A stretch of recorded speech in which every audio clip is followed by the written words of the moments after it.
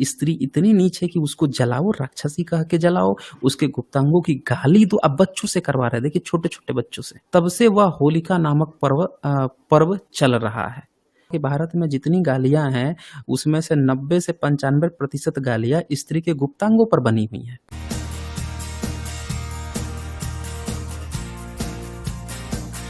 यहाँ पे आप देख रहे होंगे, ये दरअसल भविष्य पुराण में इसने लिखा हुआ है, भविष्य पुराण की घटना है और इसमें जो है ये होलिका के बारे में बात कर रहा है कि जी। भई होलिका जो जलाई जाती है और इसमें युधिष्ठिर के द्वारा कहलाया जा रहा है। युधिष्ठिर प्रश्न खड़ा कर रहा है कृष्ण से कि हर गाँव और शहर में फाल्गुन की पूर्णिमा के दिन उत्सव क्यों होता है?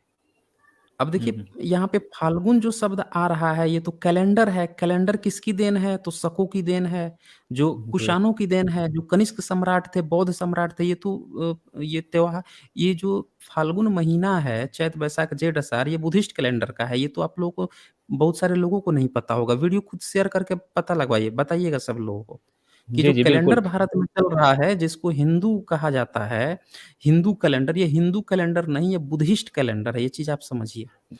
तो इसमें जो है, आप ये चीज़ समझिए कि युधिष्ठिर के समय में कैलेंडर आ गया था। ज़रा सोचिए तो पहले, युधिष्ठिर के समय में कैलेंडर आ गया था। अरे युधि कैलेंडर आया है पहली और दूसरी सदी में। पहली और दूसरी सदी में इनका जो कैलेंडर ये लोग विक्रम संवत आजकल खूब प्रचारित किए हैं, जो ईसा से 78 ईयर्स पहले का बताया जा रहा है, उसका सबूत 10वीं सदी से पहले का नहीं मिला है। वो जी, 10वीं जी, सदी के बिल्कुल। बाद आया है, जो सबसे पुराना मिला है वो पहली सदी का है। तो वो कैलेंडर जो है, ये बता रहे हैं कि ये जो युधिष्ठिर के मुँह से कहलवाया जा रहा है, यहीं से आप पकड़ लीजिए कि इनने कब अपना धर्म ग्रंथ लिखा है। इसका मतलब कि इन्होंने धर्म ग्रंथ ही पहली सदी के बाद लिखा हुआ है। तो अब ये जो कहता है कि पूछ रहा है कृष्ण से कि क्यों मनाया जाता है फाल्गुन की पूर्णिमा तो को, सर ये जो और जैसा कि मैं, फागुन शब्द सर जो यूज़ होता है कि फागुन में ये हुँ, हुँ। मनाया जाता है, तो यहीं से आया है क्या ये फाल्गुन शब्द से ही? हाँ, हाँ, हाँ, हाँ। हम लोग ये बोलते हैं ना नॉर्मली, जी। फागुन बोला जाता है और जी। अब इसको फाल्गुन फाल्गुन इन लोगों ने कर दिया है। फागुन अच्छा। ही बोला जाता है। हुँ। तो उसी से लिया गया है। तो अब इसे देखिए, 11वीं सदी में अल-बरूनी आता है, तब तक भी ये नहीं मनाया जा रहा है। और आपने देख लिया कि कैलेंडर भी आया पहली सदी में, तो वहाँ पे कुछ और चर्चा चल रही है। युधिष्ठिर के मुँह से फाल्गुन की पूर्णिमा के दिन होली मनाया जा रहा है। यानी कि ये पूरा का पूरा इन लोगों ने 11वीं सदी के बाद ही लिखा है। इससे ये भी क्लियर हो रहा है। तो अब यहाँ पे ये जो पूछता है और आगे क्या कहता है कि इस दिन किस देवता की पूजा होती है और क्या किया जाता है? तो कृष्ण अब इसका उत्तर दे रहे हैं। कृष्ण जो हैं इसका उत्तर दे रहे हैं, कह रहे हैं कि सतयुग में रघु नाम का एक श्रेष्ठ राजा था। एक दिन उसकी प्रजा ने उसके पास जाकर हाहाकार किया और त्राही-त्राही कहने लगी। लोगों ने कहा, हमारे घरों में ढूंढा नाम की राक्षसी दिन-रात बच्चों को तंग करती है। हमने कई तरीकों से उसे भगाना चाहा, पर वह हमारा पिंड नहीं छोड़ती। प्रजा के ये शब्द सुनकर राजा ने नारद के इस विषय में चर्चा की। नारद ने कहा, हे राजन, आज पूर्णिमा है, अब सर्दी समाप्त हो गई है। इनका निंजा टेक्निक देखिए कि एक राक्षसी है ढूढ़ा नाम की, वो बच्चों को तंग कर रही है।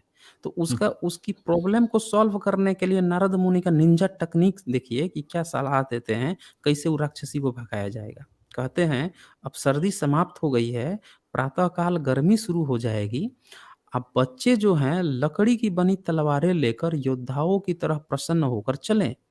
वे सूखी लकड़ियाँ और उपलों को सहस्र एकत्र करें, विधि पूर्वक आग जलाकर रक्षोघ्न मंत्रों का उच्चारण करते हुए हवन करें। देखिए हवन पकड़ा दिया अच्छा।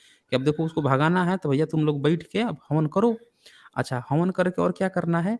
अग्नि की परिक्रमा करते हुए वे हँसें, गाएँ, जिसके मुँह में जो आए उसका उच्चारण करें। यहाँ पे ये भी नहीं ज़रूरी है कि मंत्र ही उच्चारण करना है, जो मन में गाली आए भी दे मुँह सकते हैं। फटाइए। हाँ, गाली भी दे सकते हैं, बिल्कुल। अच्छा। तो उ क हाँ, हाँ, हाँ।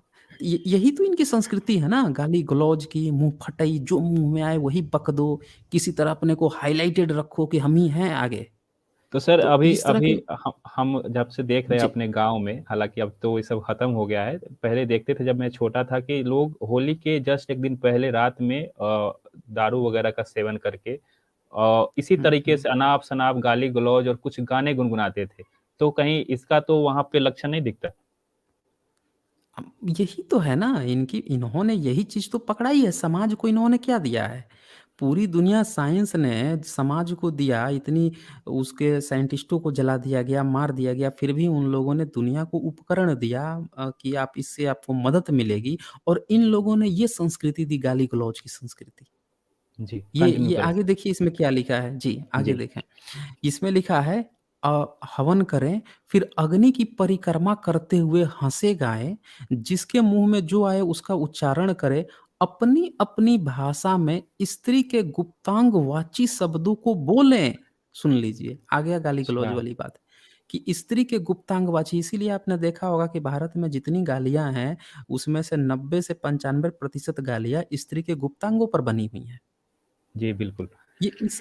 इसीलिए ये चीज़ ये इन लोगों ने अपने पुराणों से भारतीयों को सिखाया है गाली-गलौज की और स्त्री को इसीलिए ये लोग जलाते हैं, दिखाते हैं कि भई स्त्री इतनी नीच है कि उसको जलाओ, राक्षसी कह के जलाओ, उसके गुप्तांगों की गाली दो। अब बच्चों से करवा रहे हैं, देखिए छोटे-छोटे बच्चों से।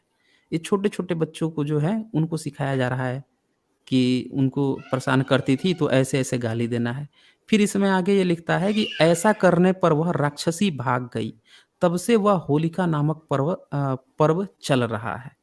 अब देख लीजिए तब अच्छा। से ये होलिका अब ये उनकी गालियाँ सुन-सुन के अब भाग गई, तब से ये पर्व चल रहा है, तब से ये लोग रोज़ गाली दे रहे हैं बैठ के। जला रहे हैं और तब से ये गाली दिए जा रहे हैं। तो सर जैसा तो कि ये आपने इन जो लोगों का यहाँ हालत पे है। बता रहे हैं सर, मैं क्लियर कर देता हूँ ताकि लोग समझ पाएँ। जैसे कि होली के दिन जो आपने देवर-भाभी की चर्चा की कि बिहार में काफ़ी फ़ेमस है कि होली के त्योहार में जो जितनी भी अश्लील चीज़ों को बढ़ावा दिया जाता है, अगर देखना हो तो होली के दिन में देखें और मैंने देखा भी है। बहुत गंदे तरीके से महिलाओं के साथ गंदे मज़ाक किए जाते हैं, गंदे वर्ड का इस्तेमाल किए जाते हैं और रंग और जो कीचड़ वगैरह होता है, वो जो लगाने की उनकी जो तौर-तरीका होता है, वो कहीं देखा जाए तो बिल्कुल अश्लील से भरा होता है। तो यहाँ से चीज़ों को तो प्रेरित नहीं किया गया है।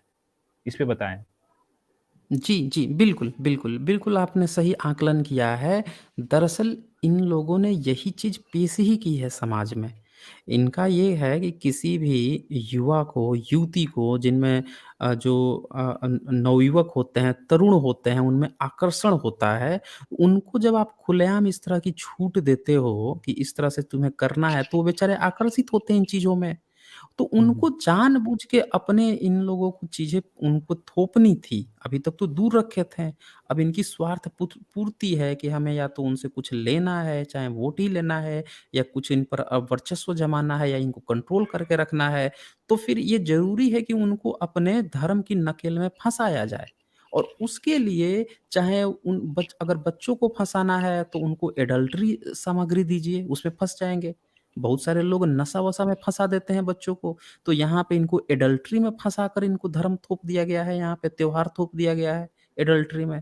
तो तभी तो ये प्रचलन चल रहा है ना, यहाँ पे देवर-भाभी में जो चीज़ें चल रही हैं, गाली-गलौज चल रहा है, उठा के जैसे मन करे पूरा बाल्टी-बाल्टी उठा के ऊपर से डाल देते हैं, कपड़ा किधर जा रहा है, किधर नहीं जा रहा है, लूट रहे हैं, पोट रहे हैं, कर रहे हैं सब इस तरह से। तो ये सारी शिक्षाएँ यहीं से दी जा रही हैं, अधर्म ग्रंथों के माध्यम से। बताइए कृष्ण के मुँह से कहलवाया जा रहा है, युधिष्ठिर और कृष्ण के मुँह से। नारद जी। यहाँ पे सजेशन दे रहा है। तो ये इनका हाल है।